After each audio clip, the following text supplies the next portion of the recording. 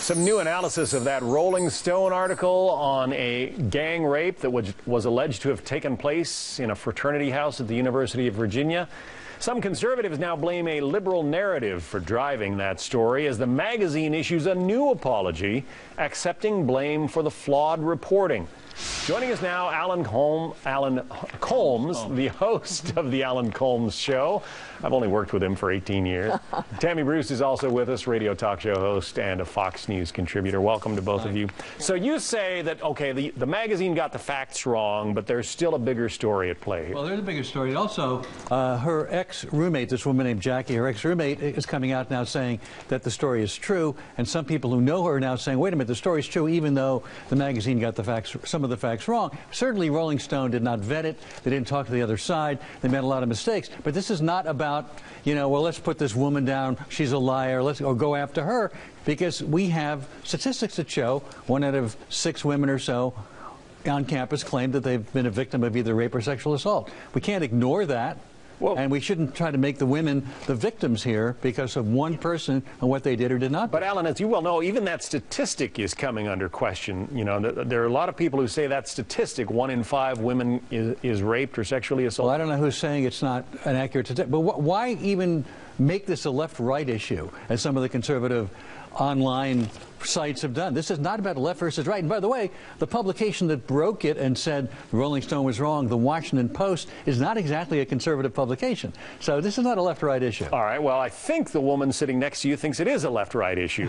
Tammy? Well, some of it is. I mean, we know the statistics. You know, my background, Alan knows it, with the National Organization for Women. I'm a feminist. We know that violence against women is at epidemic proportions. We know this. We've always been fighting about getting more women to report. But the issue here is not even whether or not the rape occurred or did not. It really is about what left-wing media, what mainstream media does, and in this case, the Rolling Stone reporter. And I think we see this not just with social issues, but also with politics, is that they have sole possession of the truth. And that talking to people who might contradict that narrative is not worth it. It is a waste of time.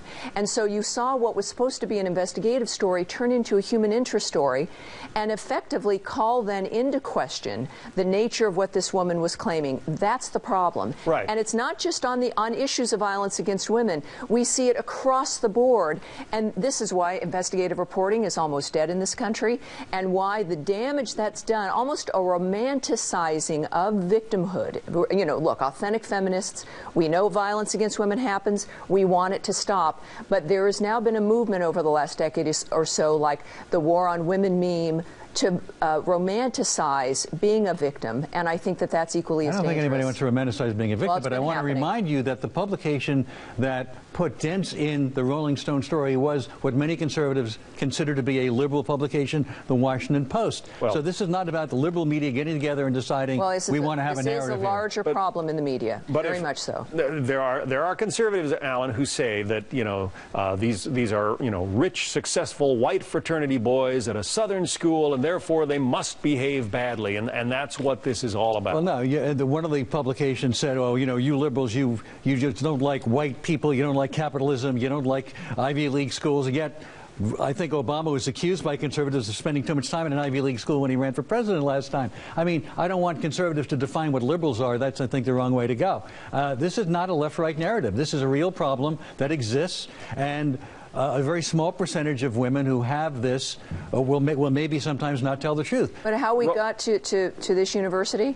This reporter effectively rape shopped, and this comes from an earlier Washington Post story that was just doing a profile of the reporter. She went to a variety of universities looking for the right rape, looking for one perhaps that was most exciting. And this is a problem when you have the narrative and the story already written in your head. You are going to go out of your way to find it.